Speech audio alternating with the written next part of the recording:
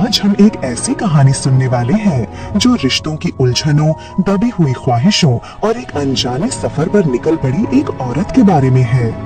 ये कहानी है प्रिया की, जिसकी जिंदगी एक बुनी हुई साड़ी की तरह थी, जिसके हर धागे में रोजमर्रा की एक रास्ता समाई थी। सुबह उठना, अपने पति समीर के लिए नाश्ता बनाना, उसे ऑफिस के लिए तैयार करना, फिर घर के काम निपटाना और दोपहर की चाय के साथ खिड़की से बाहर देखते हुए उन सपनों को याद करना जो शायद कभी पूरे नहीं हुए। समीर एक अच्छा पति था, मेहनती और जिम्मेदार, पर उसकी दुनिया काम से शुरू होकर काम पर ही खत्म होती थी। प्यार था, पर उस पर जिम्मेदारियों की धूल जम गई थी। प्रिया 30 की हो चली थी।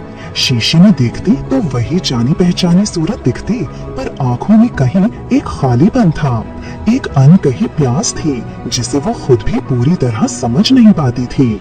उसे लगता था जैसे वो एक चलती ट्रेन में बैठी है जो हर रोज एक ही स्टेशन से शुरू होकर एक ही स्टेशन पर खत्म हो जाती है और कभी कोई नया नजारा नहीं आता।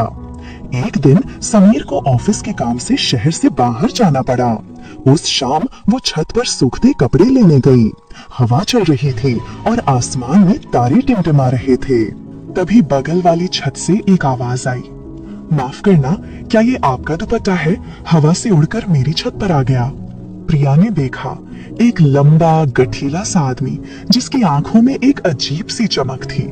उसकी मुस्कान में एक सहजता थी, जैसे वो प्रिया को बरसों से जानता हो। उसने हाथ बढ़ाया और प्रिया का दुपट्टा उसे लौटा दिया। दुपट्टे को छूते हुए प्रिया को एक हल्की सी सिहरन महसूस हुई। मैं रोहन हूँ, उसने मुस्कुराते हुए कहा। मैं प्रिया हूँ, प्रिया ने जवाब दिया। उस एक मुलाकात ने प्रिया के अंदर कुछ जगा दिया था, एक हल्की सी हलचल, एक अनजाना रोमांच। उसे लगा जैसे उसकी जिंदगी की चलती ट्रेन में किसी ने अचानक एक नई खिड़की खोल दी हो, जहां से एक नया अनजाना रास्ता दिख रहा था। अगले दिन प्रिया बाजार से लौट रही थी। सीढ़ियों पर रोहन मिल गया। रोहन ने उसके हाथ से एक थैला ले लिया। उसके हाथ का स्पर्श इतना हल्का था, फिर भी प्रिया को लगा जैसे बिजली का एक झोंका उसके पूरे शरीर में दौड़ गया हो। रोहन की बातों में एक जुनून था, एक आजादी थी जो प्रिया को अपनी जिंदगी में कभी नहीं मिली थी। रोहन ने उसे अपनी बनाई कुछ पेंटिंग्स दिखाई जो प्रिया को बहुत पसंद आई। जैसे जैसे दिन बीतते गए उनकी मुलाकातें बढ़ती गईं। रोहन के साथ रहने पर प्रिया को खुद में भी एक नई ऊर्जा महसूस होती, जैसे वो अपनी पुरानी दुनिया के खोल से बाहर आ रही हो। रोहन उसकी हर बात बहुत ध्यान से सुनता। उसकी आंखों में कोई जल्दबाजी नहीं थी, कोई ऊब नहीं थी। वो उसे पूरी तरह सुन रहा था, जैसे प्रिया की हर बात दुनिया की सबसे खास बात हो। इस तरह का ध्यान प्रिया को समीर से कभी नहीं मिला था। एक शाम जब समीर ऑफिस के काम से फिर शहर से बाहर गया था, रोहन ने प्रिया को एक कप कॉफी के लिए बुलाया। नीचे मेरे फ्लैट पर, बस एक पड़ोसी की तरह, उसने कहा। उसकी आंखों में एक अलग ही चमक थी, एक ऐसी पुकार जिसे प्रिया अनसुना नहीं कर पाई। प्रिया का दिल तेजी से धड़क रहा था। उसके अंदर की तड़प बहुत प्रबल थी। वो रोहन के फ्लैट पर गई। फ्लैट में हल्की रोशनी थी और धीमी धुन में संगीत बज रहा था। रोहन ने उसे कॉफी दी और वे बातें करने लगे। बातों बातों में रोहन ने प्रिया के हाथ को सहलाया। एक पल के लिए प्रिया चौंक उठी, पर उसने अपना हाथ हटाया नहीं। उसके स्पर्श में एक जादू था, एक ऐसी गर्माहट जो सीधे उसकी रूह तक उतर गई। रोहन ने उसकी आंखों में देखा। आपकी आंखों में एक गहराई है प्रिया, एक कहानी है जो आप बताना चाहती हैं पर कह नहीं पाती। उसकी आवाज में एक अजीब सी संवेदनशीलता थी जो प्रिया को भीतर तक छू गई। प्रिया को लगा जैसे रोहन ने उसके मन की बात पढ़ ली हो। उसकी आंखों से आंसू छलक आए। मेरी जिंदगी में कुछ नहीं है रोहन, बस एक रूटीन, एक खालीपन। रोहन ने धीरे से उसका हाथ पकड़ा। हर इंसान की जिंदगी में एक कहानी होती है प्रिया, कुछ अनकही, कुछ अधूरी, और कभी कभी उन कहानियों को पूरा करने का मौका मिल जाता है। उसने प्रिया को धीरे से अपनी बाहों में लिया।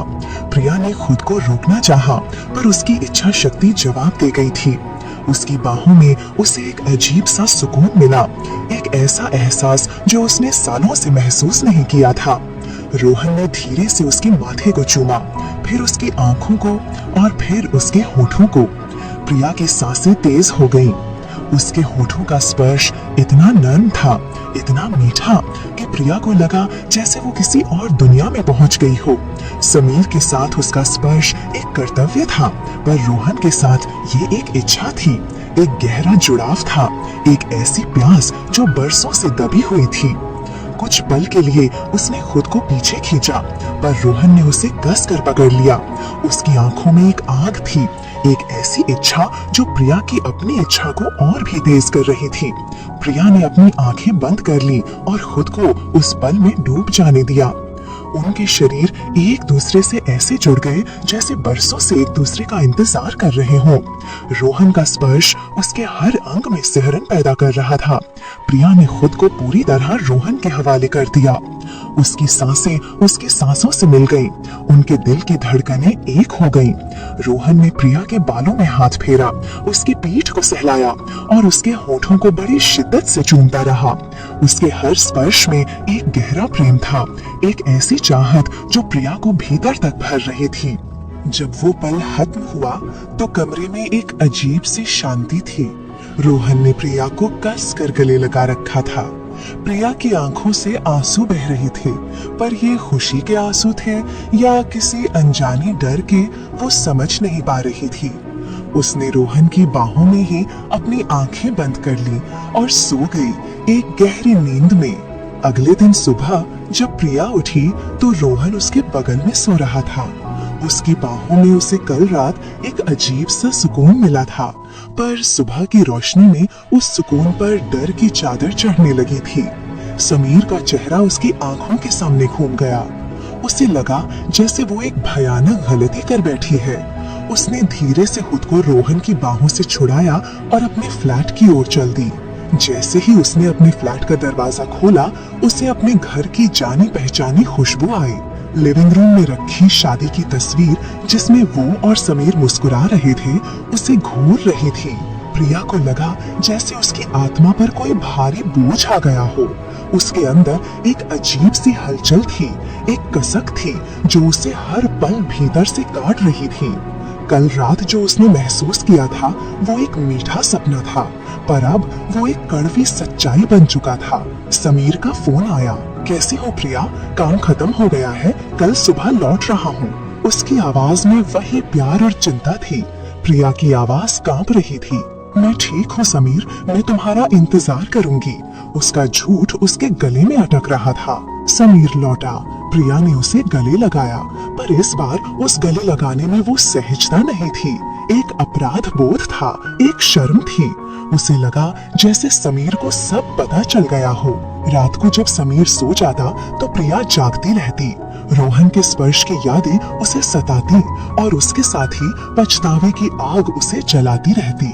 उसे अब समझ आ रहा था कि एक पल की खुशी के लिए उसने कितनी बड़ी कीमत चुकाई है।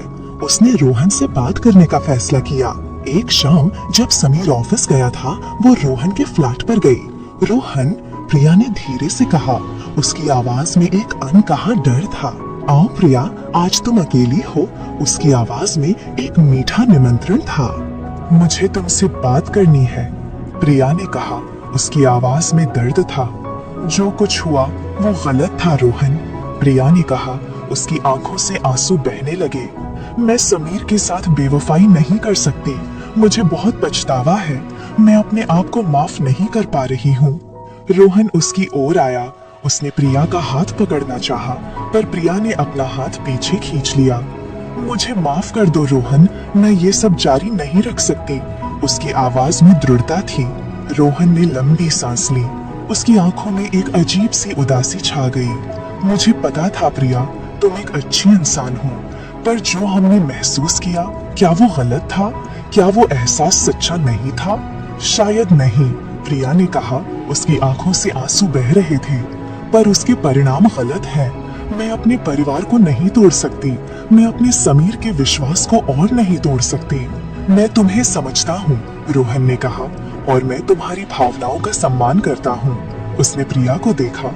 उसकी आंखों में एक अजीब सी उदासी थी, पर वो समझ गया था। उसने अपना सिर हिलाया। तुम अपने फैसले के लिए स्वतंत्र हो प्रिया। मैं कभी तुम्हें परेशान नहीं करूंगा। प्रिया वहां से लौट आई। उस दिन के बाद रोहन की नजरें उस पर नहीं पड़ती थीं। जब वो सीढ़ियों पर मिलता तो सिर्फ एक हल्की सी मुस्कान देता, जैसे वो एक अजनबी हो। उनके बीच की खाई अब और गहरी हो चुकी थी, जो कभी नहीं भर सकती थी। प्रिया की जिंदगी फिर से एक ट्रैक पर आ गई थी, पर अब वो पहले वाली प्रिया नहीं थी। उसके अंदर एक गहरा घाव था जो कभी भर नहीं सकता था। समीर के साथ उसकी जिंदगी अब एक अपराध बोध के साये में थी। वो समीर से और भी ज्यादा प्यार करने की कोशिश करती, उसे और भी ज्यादा खुशी देने की कोशिश करती, जैसे वो अपने पाप का प्रायश्चित कर रही हो। उसे लगा जैसे वो एक ऐसी अभिनेत्री है जो हर पल एक ऐसा किरदार निभा रही है जो वो है ही नहीं। रात को जब समीर उसकी बाहों में होता तो प्रिया की आंखें नम हो जाती। वो रोहन के स्पर्श को याद करती, उस पल की तीव्रता को याद करती और फिर खुद से नफरत करती। उसे अब समझ आया था कि प्यार और चाहत के बीच की रेखा कितनी बारीक होती है। एक पल की खुशी, एक पल की चाहत पूरी जिंदगी का पछतावा बन सकती है। प्रिया ने वो राज हमेशा के लिए अपने दिल में दफन कर लिया। वो जानती थी कि उसे इस बोझ के साथ जीना होगा, उस अधूरी जिंदगी के एक लम्हे के साथ जिसने उसे हमेशा के लिए बदल दिया था। ये एक ऐसा गहरा सबक था जिसने उसे सिखाया कि कुछ इच्छाएं अधूरी ही अच्छी होती हैं, क्योंकि उन्हें पूरा करने की कीमत बहुत भारी होती है। उसकी आंखें अब पहले से ज्यादा गहरी थीं। उनमें एक समझ थी, एक उदासी थी और एक अनकही कहानी थी जो सिर्फ वही जानती थी।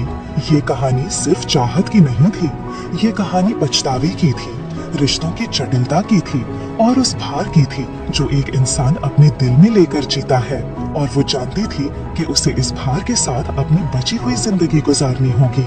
उसकी आंखें अब पहले से ज्यादा गहरी थीं।